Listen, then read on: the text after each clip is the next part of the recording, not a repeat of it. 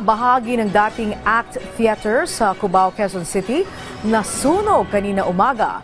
Ilang mga establishmento na damay habang 2 bumbero ang kinailangang isugod sa ospital. Si Isaiah Mirafuentes sa sentro ng balita.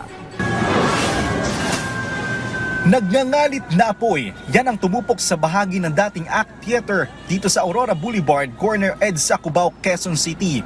Pasado alas 6:30 ng umaga nang magsimula ang sunog. Nagsimula ito sa ground floor ng establishmento na isang malaking tindahan ng ukay-ukay na damit. Naabutan namin ang mga empleyadong ito na labis ang pagkadismaya sa nangyaring sunog. Mga nagtatrabaho raw sila sa nasusunog na establishmento at may mga kasamahan raw silang natutulog sa loob.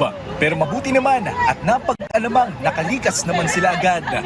Mabilis na kumalat ang apoy dahil sa puro like materials ang laman ng gusali.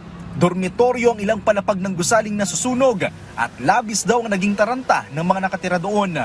Inakyat na namin yung isang bubong na malapit doon yung baba ng tangke. Doon, tinalon na namin yun. Maging ang mga residente na nakatira sa isang condominium na katabi ng ACT Theater ay lumikas din dahil sa makapal na usok. Naging pahirapan ang pag-apula sa apoy dahil sa kulob ang gusali.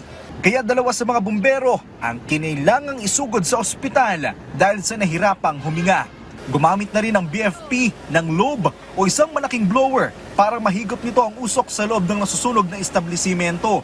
Kung napansin po ninyo, wala pong mga bintana. Meron naman pero maliliit po. So pag bumubomba po ang ating mga bumbero, yung usok ay bumabalik. Wala pong ventilation. Wala namang naiulat na nasawi sa sunog dahil nakalabas naman agad ang mga trabahador sa ukay-ukay at mga nakatira sa dormitoryo. 6 na palapag ang gusaling ito, ngunit isang palapag lamang ang fully damaged habang ang ikalawang palapag ay partially damaged lang. Tanging ang ground floor lamang ang napuruhan sa nangyaring sunog. Inaalam pa ng BFP ang pinagmulan ng apoy at kabuoang halaga ng pinsala. Taong 1965 nang itayo ang ACT Theater, kaya masasabing labis na ang kalumaan ng gusali. Kaya titingnan rin ng BFP kung pwede pa itong magamit. Kanina sa Aurora Underpass muna dumadaan ang mga motorista dahil sinara ang ibabaw na bahagi ng EDSA Cubao northbound dahil sa nangyaring sunog at agad din itong binuksan mag-aalas 12 ng tanghali.